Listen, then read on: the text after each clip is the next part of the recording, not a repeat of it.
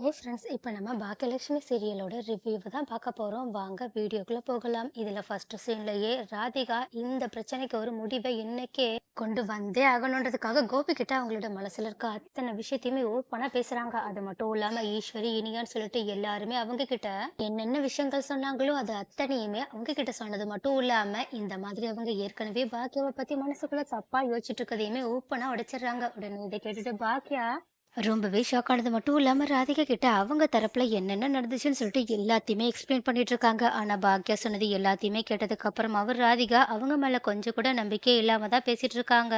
உடனே இதை கேட்டுட்டு கடுப்பான பாக்யாவும், நீங்க இதுக்கப்புறமா என்னை பத்தி என்ன நினைச்சாலும் பரவாயில்ல, இதுக்கப்புறமா நான் உங்ககிட்ட என்ன சொன்னாலும் நீங்க அதை புரிஞ்சுக்கவே போறதில்லைன்றது மட்டும் எனக்கு நல்லா புரிஞ்சிருச்சு. ஆனா ஒரே ஒரு விஷயத்த மட்டும் சொல்லிக்கிறேன், நீங்க தயவு செஞ்சு இந்த வீட்டை விட்டு வெளியே போகும்போது உங்களோட புருஷனையுமே கூட்டிட்டு போயிடுங்கன்னு சொல்லிட்டு கோவத்தோட சொல்றாங்க. உடனே இதை கேட்டுட்டு ராதிகாவும், இதுக்கப்புறமா அவங்க என்னோட புருஷன் கிடையாதுன்னா அவங்களுக்கு டிவோர்ஸ் கொடுக்க போறேன்னு சொல்றாங்க. உடனே இதை கேட்டுட்டு ஷாக் ஆன கோபியும் ராதிகா, அவசரப்பட்டு எந்த முடிவு எடுக்காத, எதுவா இருந்தாலும் நம்ம பேசி தீர்த்துக்கலாம்னு சொல்லிட்டு அவங்கள சமாதானப்படுத்த ட்ரை பண்றாங்க. ஆனா பக்கத்துல அந்த ஈஸ்வரியோ இது நம்ம நினைச்ச மாதிரியே நடந்துட்டு இருக்கேன்னு சொல்லிட்டு ரொம்பவே சந்தோஷப்பட்டது மட்டும் இல்லாம உடனடியா கோபி கிட்ட, விட்டுறா, அவளே நீ வேண்டான்னு சொல்லும்போது நீ எதுக்காக அவளை போய் தாங்கிட்டு இருக்க, அது மட்டும் இல்லாம அவ கூட எல்லாம் நீ இருந்தன்னா கண்டிப்பா சந்தோஷமாவே இருக்க மாட்டா, பேசாம நீயே அவளுக்கு டிவோர்ஸ் கொடுத்துட்டு அவளை அனுப்பி வச்சிரு, அது மட்டும் இல்லாம இதுக்கப்புறமா நம்ம எல்லாருமே சேர்ந்து சந்தோஷமா வாழலான்னு சொல்ல. உடனே இதை கேட்டுட்டு ராதிகாவும், சொல்றாங்கல்ல உங்க அம்மாவே சொல்றாங்கல்ல, இதுக்கப்புறமாவது நீங்க சந்தோஷமா வாழலான்னு, வாழுங்க போங்க அப்படின்னு சொல்லிட்டு சொன்னது மட்டும் இல்லாம இதுக்கு முன்னாடி நீங்க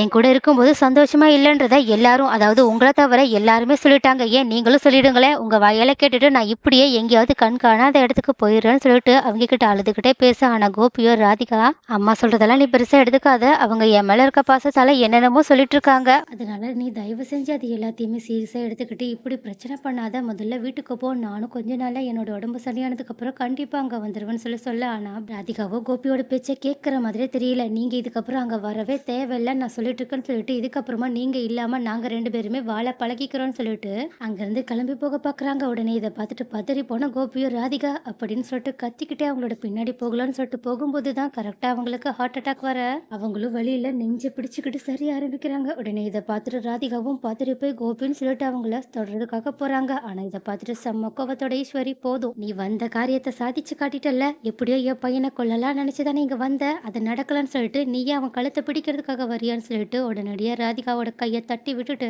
செலியனோட உதவியோட கோபி அவங்களோட ரூமுக்கு கூட்டிட்டு போனது மட்டும் இல்லாம உடனடியா டாக்டருக்கு கால் பண்ண. ஆனா இது எல்லாத்தையுமே பார்த்துட்டு இருக்க ராதிகாவோ, எல்லா பிரச்சனையுமே நம்மளாதான் சொல்றாங்களேன்னு சொல்லிட்டு கதறி ஆள ஆரம்பிக்க. அப்போ இது எல்லாத்தையுமே பார்த்துட்டு இருக்க பாக்கியா, ஜெனி, செல்வின்னு சொல்லிட்டு எல்லாருமே ராதிகாவோட நிலைமையை யோசிச்சு பார்த்துட்டு ரொம்பவே வருத்தப்பட்டு நின்றுட்டு இருக்கா. ஆனா இனி அவ கொஞ்சம் கூட யோசிக்காம ராதிகா கிட்ட வந்து, இந்த மாதிரி அவங்க இதுக்கு முன்னாடி அவங்க கிட்ட எப்படி அவங்களோட அப்பாவை விட்டு போயிடுங்கன்னு சொன்னாங்களோ அதே மாதிரியே எல்லார் முன்னாடியுமே வசி பேச ஆரம்பிக்க. உடனே அதை தடுக்க பாக்கியா எவ்வளவுதான் ட்ரை பண்ணாலும் இனியா யாரு பேச்சையுமே கேட்காம ராதிகாவை ரொம்பவே கஷ்டப்படுத்துற மாதிரி பேசுறாங்க. உடனே இதை பொறுக்க முடியாத பாக்கியாவோ இனியாவோட கன்னத்துல பல்லான்னு ஒரு அறைய விட, அப்போ இதை கொஞ்சம் கூட எதிர்பார்க்காத ராதிகாவோ, பாக்கியா என்ன பண்றீங்கன்னு சொல்லிட்டு அவங்கள தடுக்க பார்க்க. ஆனா இனியா அப்ப கூட புத்தி கெட்டத்தனமா ராதிகா கிட்ட, இப்போ உங்களுக்கு சந்தோஷமா, நான் அடி வாங்கிட்டேன் போதுமா, உங்களுக்கு திருப்தியான்னு சொல்லிட்டு கேட்க. உடனே இதை கேட்டுட்டு மறுபடியுமே பாக்கியா இனியாவை அடிக்க போக. ஆனா ராதிகாவோ பாக்கியோட கையை தடுத்து நிறுத்தினது மட்டும் இல்லாம, என்னால இந்த குடும்பத்துல இதுக்கப்புறமாவும் பிரச்சனை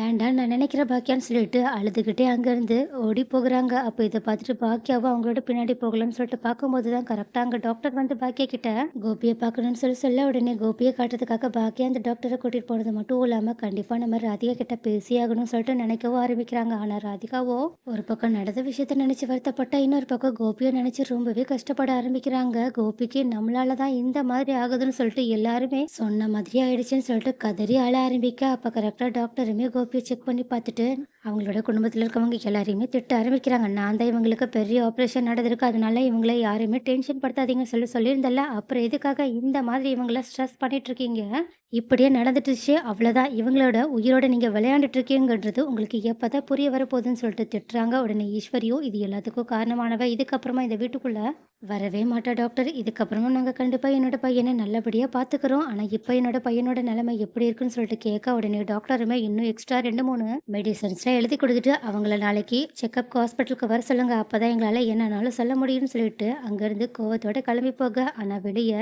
கோபி மேலே இருக்க பாசத்தால ராதிகா முழுசா கோபியை கோபியை விட்டுட்டு போக முடியாதுன்னு சொல்லிட்டு உடனடியா அந்த டாக்டர் கிட்ட என்ன விஷயம் சொல்லிட்டு கேட்டலான்றதுக்காக யாருக்கும் தெரியாம வெயிட் பண்ணிட்டு இருக்க. கரெக்டா டாக்டருமே வெளியே வரும்போது கரெக்டா அவங்க இந்த மாதிரி கோபியோட நிலைமையை அந்த டாக்டர் மூலயமா விசாரிச்சு தெரிஞ்சுக்கிறாங்க. அது மட்டும் இல்லாம இதுக்கப்புறமா அவங்க டென்ஷன் ஆகக்கூடாதுன்னு சொல்லியிருக்காங்கன்னா இதுக்கப்புறமா நம்ம அவங்களோட பக்கத்துல இருக்கிறது சரிப்பட்டு வராதுன்னு சொல்லிட்டு யோசிச்சது மட்டும் இல்லாம உடனடியாக ஏதோ ஒரு தீர்க்கமான முடிவெடுத்துட்டு அங்கிருந்து கிளம்பி போறாங்க. ஆனா இந்த பக்கமும் பாக்கியா ராதிகாவை பார்த்து பேசணுன்றதுக்காக நைட் ஆனதுக்கு அப்புறமா அவங்களோட வீட்டுக்கு போகலாம்னு சொல்லிட்டு பார்க்கும்போது அங்க வந்த ஈஸ்வரியும் இனியாச்சலையன்னு சொல்லிட்டு எல்லாருமே இந்த மாதிரி பாக்கியாவை முறைச்சு பார்த்துட்டு இருக்க. உடனே இதை பார்த்த செல்வியும், அக்கா நீங்க அந்த ராதிகாவை தான் இப்ப பார்க்க போறீங்கன்னு எனக்கு நல்லாவே தெரியும். அவங்கள பேசாம நாளைக்கு காலையில ஹோட்டலுக்கு போற மாதிரி போய் பார்த்துட்டு வந்துருங்க. இவங்களுக்கு தெரிஞ்சா கண்டிப்பா இவங்க இந்த விஷயத்தையுமே பிரச்சனையாக்குவாங்க அப்படின்னு சொல்ல உடனே இதை கேட்டுட்டு பாக்கியாவும் அதுவும் சரிதான் சொல்லிட்டு உடனடியாக அவங்க வீட்டுக்குள்ள போனது மட்டும் இல்லாம அடுத்த நாள் காலங்காத்தாலேயே எழுந்திரிச்சு எல்லார்கிட்டயுமே இந்த மாதிரி தான் சரட்டுக்கு போகிறதா சொல்லிட்டு ராதிகாவோட வீட்டுக்கு போறாங்க. ஆனா அங்க போன பாக்கியாவுக்கு செம்ம ஷாக். ஏன்னா ராதிகாவோட வீடு பூட்டி இருக்கு. அது மட்டும் இல்லாம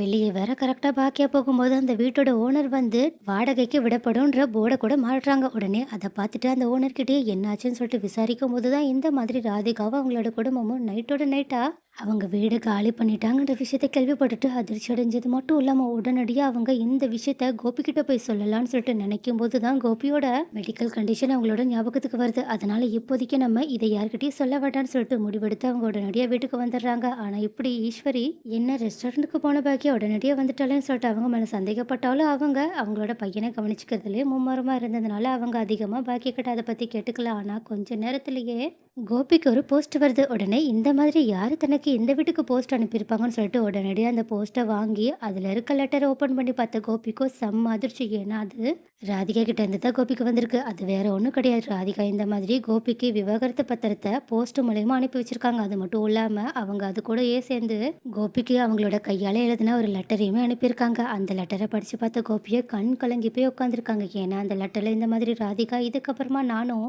மையோவும் உங்களோட வாழ்க்கைக்குள்ள வரவே மாட்டோம். நாங்க எங்கேயாவது கண் காணாத இடத்துக்கு போயிடுறோம். அது மட்டும் இல்லாம இதுக்கப்புறமா என்னால நீங்க எந்த கஷ்டத்தையும் அனுபவிக்க வேண்டாம். நீங்க எப்பவும் போலயே பழையபடி உங்களோட குடும்பத்து கூட சந்தோஷமா இருங்க. இதுக்கப்புறமா என்னால உங்களோட சந்தோஷமும் உங்களோட ஆரோக்கியம் கெடாதுன்னு சொன்னது மட்டும் இல்லாம என்னோட வாழ்க்கையில நான் உங்களை மட்டும் மறக்கவே மாட்டேன்னு சொல்லிட்டு அந்த லெட்டரை முடிச்சு வச்சிருக்க. உடனே இதை பார்த்துட்டு ஷாக் ஆன கோபி உடனடியா ராதிகாவை பார்க்கறதுக்காக அவங்களோட வீட்டுக்கு போகலான்னு சொல்லிட்டு வெளியே கிளம்பி போகும்போது தான் கரெக்டா அவங்கள தடுத்து நிறுத்தின பாக்கியாவும் இந்த மாதிரி காலையில தான் பார்த்த விஷயத்த சொன்னது மட்டும் இல்லாம அவங்க வீடை காலி பண்ணிட்டு எங்கேயோ போயிட்டாங்கன்ற விஷயத்தையுமே சொல்றாங்க. உடனே இதை கேட்டுட்டு அதிர்ச்சியில கோபி உட்காந்துருக்கு. ஆனா ஈஸ்வரியோ, அப்பாடா ஒரு வழியா உனக்கு கஷ்டம் கொடுத்துட்டு இருந்தவ உன்னை விட்டு தானாவே போயிட்டா, அதனால சந்தோஷமா இதுக்கப்புறம் நீ இருப்பான்னு கோபி அவங்க சமாதானப்படுத்த. ஆனா கோபியோ ஏமா புரியாம பேசிட்டு இருக்கீங்க, ராதிகா இப்ப எங்க போயிருப்பாளோ அவளை நினைச்சா எனக்கு ரொம்பவே கவலையா இருக்குன்னு அவங்க ராதிகாவை பத்தி யோசிக்க ஆரம்பிக்க. ஆனா ஈஸ்வரியோ மனசுக்குள்ளேயே அப்பாடா ராதிகா ஒரு வழியா கோபியோட லைஃப்பை விட்டு போயிட்டான்னு சொல்லிட்டு சந்தோஷத்துல இருக்காங்க. அதே மாதிரி தான் இனி அவுச்சலியனும் இருக்காங்க.